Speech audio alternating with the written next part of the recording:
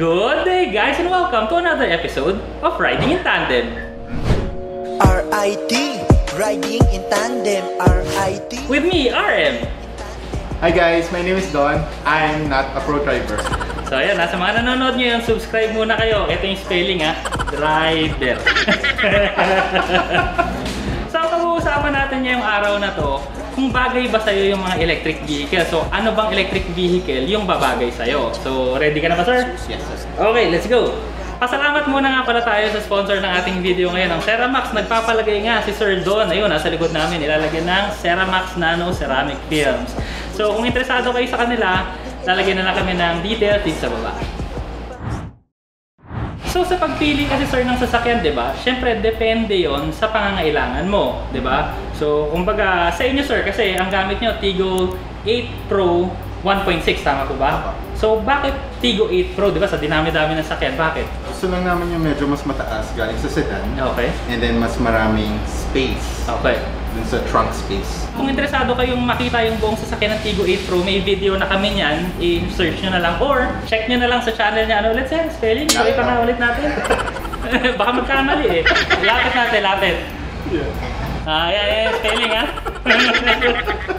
So ngayon sir, syempre, gaya niya, pinili nyo 7-seater.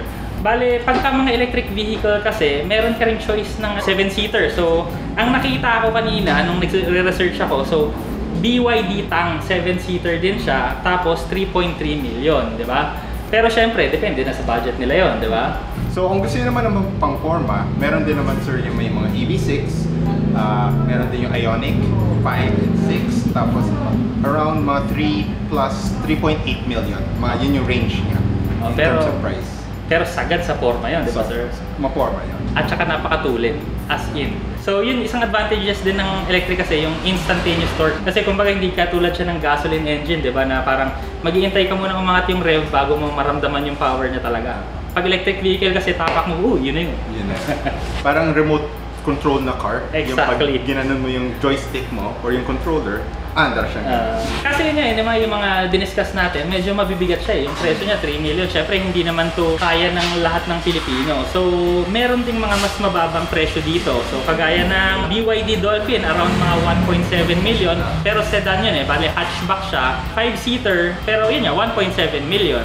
Meron din tayo dito sa Chery, yung Tigo 8 Pro na PHEV, yung E+, which is around mga 2.6. Although hindi siya entirely 100% na EV.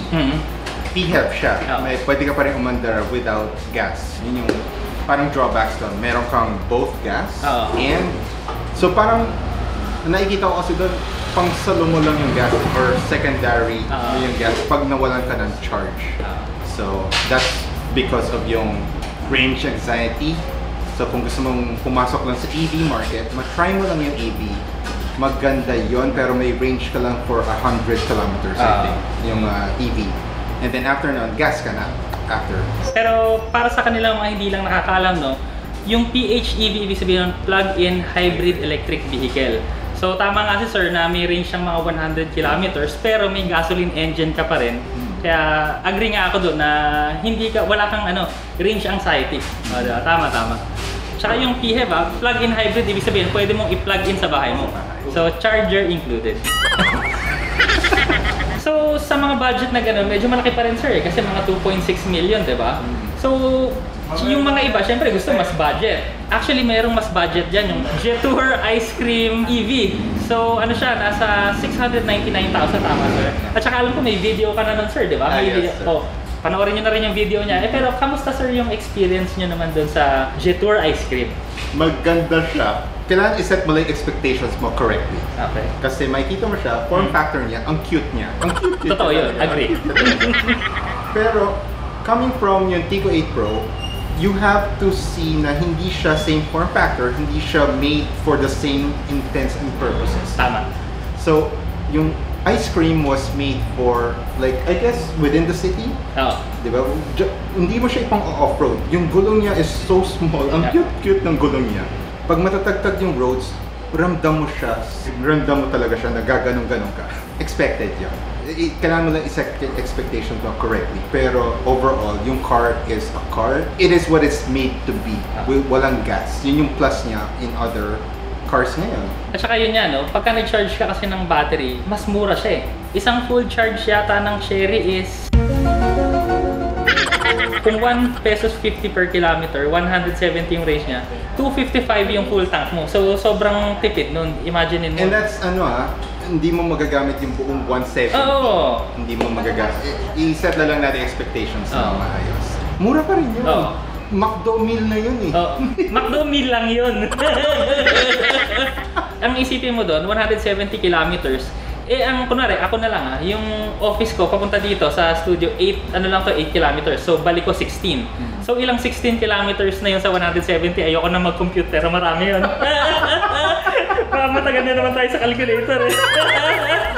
Anyway, diba? Parang sabihin mo ng isang linggo, kayang-kaya na nun, diba? So, 250 pesos, kung magkakotse ka, magkano na yun?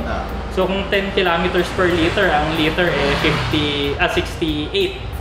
70, sabihin na natin 70 ang liter ngayon ng gas. Ayoko na mag-compute eh. Basta mas mahal yun. Ayoko na, dahil yung math eh. Mahina ako dyan. Kaya nga ako nag-dentistry eh. Speaking of range na lang sir, no? Kasi yung iba kasi ang iniisip nila yung range anxiety nga, no? Pero kagaya ng PHEV na sinabi mo kanina, na Tigo 8 Pro, kailangan mag-gas ka na lang para wala ka ng limit sa ano mo. Pero sa makatotohanan ng usapan, kagaya nga nun, sabi ko, ako 16 kilometers lang two-way. Yung Jetour ice cream, 170 kilometers yung range niya. Meron pang mga yung EV6, sabihin natin yung EV6, yung long range, 500 kilometers yung range niya. Kamusta naman? Gano'ng katagal uubusin yung 500 kilometers na range mo kung ang biyahe mo lang sa isang araw ay 16 kilometers, diba? Matay ulit? Hindi na. Maraming kilometers yun. Kasi ang nakikita lang, sanay tayo sa gauge ng 100 liters per 100 kilometers o liters or kilometers per liter. Sanay tayo sa gauges na ganun. Pero hindi natin nagigets na pag nag-waste tayo, parang ngayon ko lang nakikita na 30 kilometers na pala to. Kung ito yung binabiyahe ko, sobrang layo, 30 kilometers na pala yun, kaya ng EV yun. Ano yung range anxiety? Okay, so, di ba parang kung pupuntahan ko 30 kilometers andun, pwede kang mag-charge just in case talagang natatakot ka. Pwede kang mag-charge doon. And then, pag aalis ka na, may charge ka pa rin. And yun sa mga EVs ngayon kasi, even doon sa PHEV, every time na nag-brake ka or downhill, may regenerative yan. True. So, hindi porket 30 kilometers yung range mo, yun yung battery yung sinasabi sa'yo. Totoo yun, hindi. Depende pa rin sa kung gaano kataas, or kung pababa ka ba, or kung gaano kabilis yung tapak mo doon sa motor. Yung pa rin yun. So, ang daming factors. Yung weight ng car, ang malaking factor din yun. So, i-gauge mo pa rin eh. All in all, I think yung range anxiety is just may masabi yung ibang tao. Actually, ako feeling ko kasi, hindi kasi nila naiintindihan yung distance eh. Kumbaga, kung alam mo naman yung sasakyan mo, 500 kilometers, ang layo nun eh. Kumbaga, mahirap talagang ubusin yun. Hindi lang siguro nila alam or yung, hindi ko masabi. Kasi, di ba, kumbaga sa Amerika kasi, ako, maiintindihan ko pag sinabi nila yung range anxiety. Kasi interstate sila eh. So, di ba, sobrang layo nung binabiyahe nila expressway dire-diretso. Pero sa Pilipinas kasi ang mahabang expressway na natin, NLEX, SCTEX eh. T-Flex. Kumbaga, 500 kilometers. May isang video nga kami nun eh, yung EV6. Yung EV6 ginamit from Manila to Baguio, tapos nakabalik pa. O, diba? So, yun yung may natira pang konti doon. So, ibig sabihin, kaya nung 500 kilometers range na yun, yung Manila, Baguio, tsaka pabalik. May uphill pa yun. O, diba? So, kumbaga, sa ibang bansa, parang okay lang problemahin mo nga yung range anxiety, pero sa Pilipinas, parang hindi naman. True. Diba? Lalo na pag na-stuck ka sa traffic, hindi siya katulad ng gas na kumakain siya ng gas. True. The more na tinatapakan mo yung gas, yung acceleration mo sa EV, tsaka ka lang nagko-consume ng power. Tsaka lang nadidiktit yung battery no kapag nagtatapa ka. Meaning, kapag nandun ka sa traffic for like 2 or 1 hour, 1 hours, 1 or 2 hours. Mahina talaga tayo sa math eh. Hindi ka nagko-consume ng battery. So, di ba, napaka-efficient mo sa, although hindi ka efficient sa buhay kasi stuck sa traffic, pero efficient yung sasakyan mo.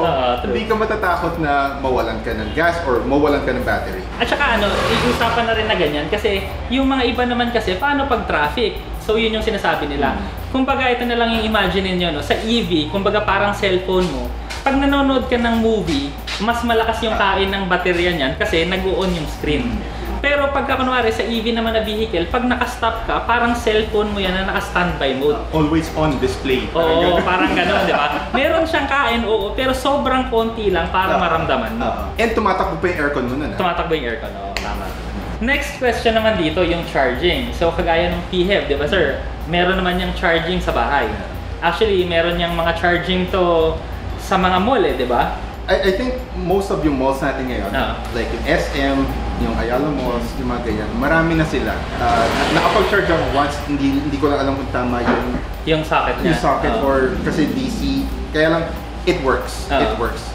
Problem lang is, I think, and sorry, so may mga, yun yung mga charging stations muna natin. I guess meron pang iba?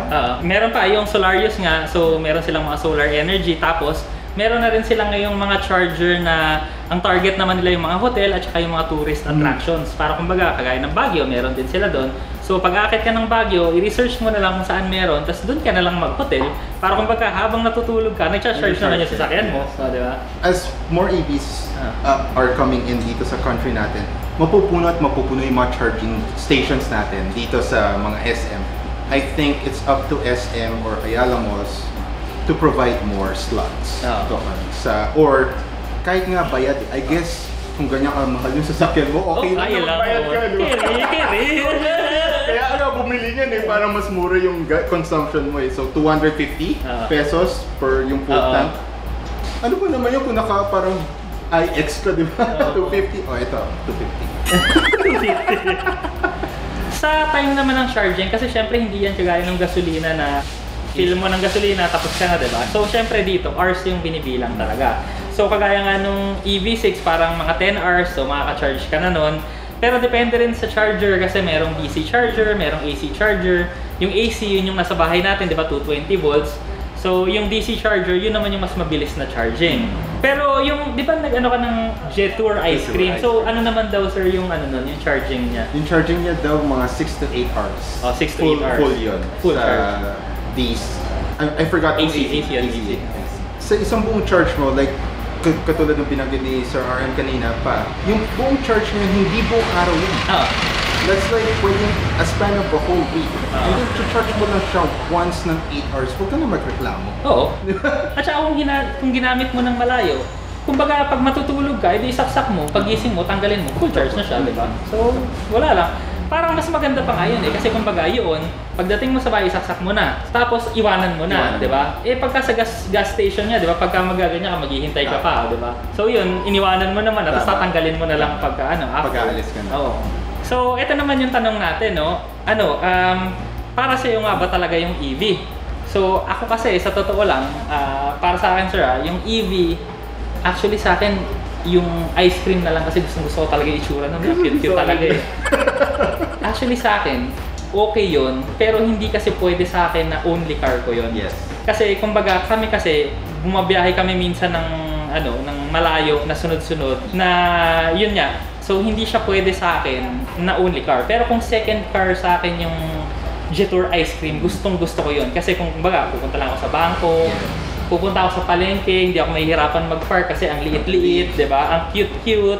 Tapos sa school kasi ng anak ko, sir, yung parking kasi doon, yung kumbaga first come first serve, gilid ng kalsada. So, ang hirap. So, sa akin kasi talaga okay sa akin yung ice cream, okay sa akin siyang second car. Ikaw, sir? Same din. Same. It's more of I guess it depends ano yung EV. Again, pinag-usapan natin parang iba't ibang factors. Kaya ba't ako bumili ng Tigo 8 Pro, ba't ka bumili ng sedan, ba't ka ganyan. Actually, medyo mali nga din ito Overkill to for yung usage namin. Okay. Pero kung bibili kami ng EV, overkill din yun. Kasi minsan lang kami umalis ng bahay.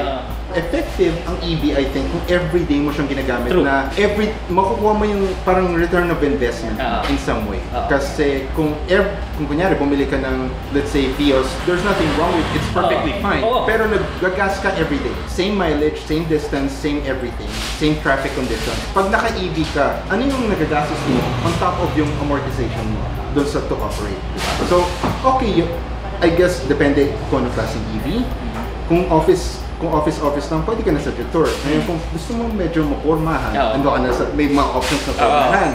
mga off-roading or hindi naman off-roading, mga pangmalayuan. Pangmalayuan. Meron din dyan, di ba? Yung yung nga lang, papalo ng mga 3.3 and yun yung problem doon.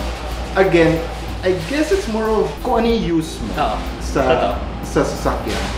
And to think na ang EVs are andyan na parating na talaga sila unti-unti. May long yata tayo na by 2030 may tina-target.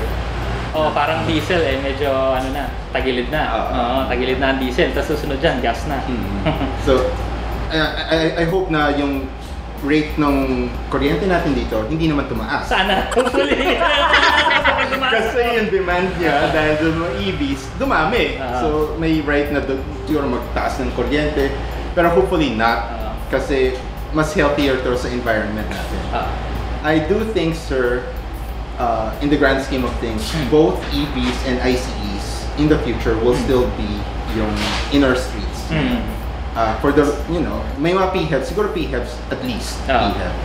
Pero yung mga traditional ICEs, andyan pa rin siguro yung mga trucks natin.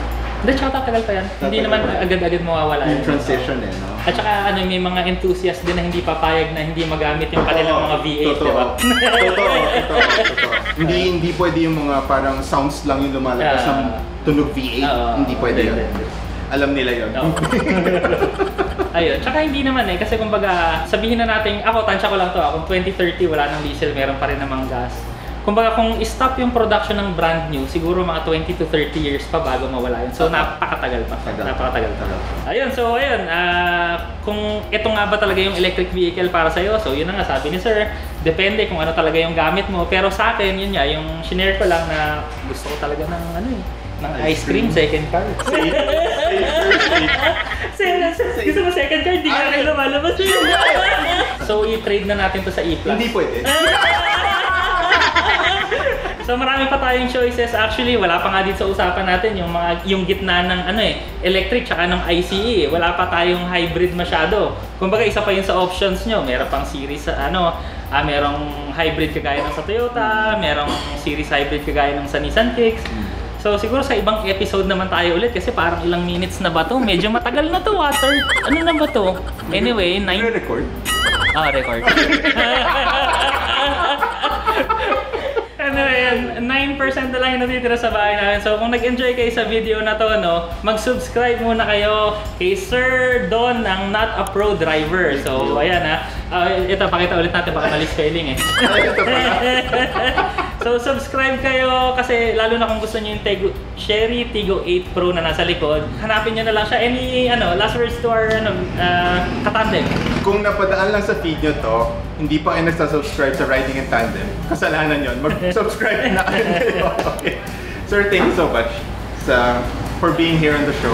Sobrang enjoy lang. Enjoy. And thank you sa Ceramax for sponsoring. So kung interesado rin kayo dito sa Ceramax, lagay niyo yung details sa baba. Maraming salamat po sa panonood. Sana nag-enjoy kayo sa video namin. Next video na. Thank you. Bye-bye. RIT, riding in tandem. RIT, riding in tandem. RIT, riding in tandem. Siksik na impormasyon mula kay RM at Elaine.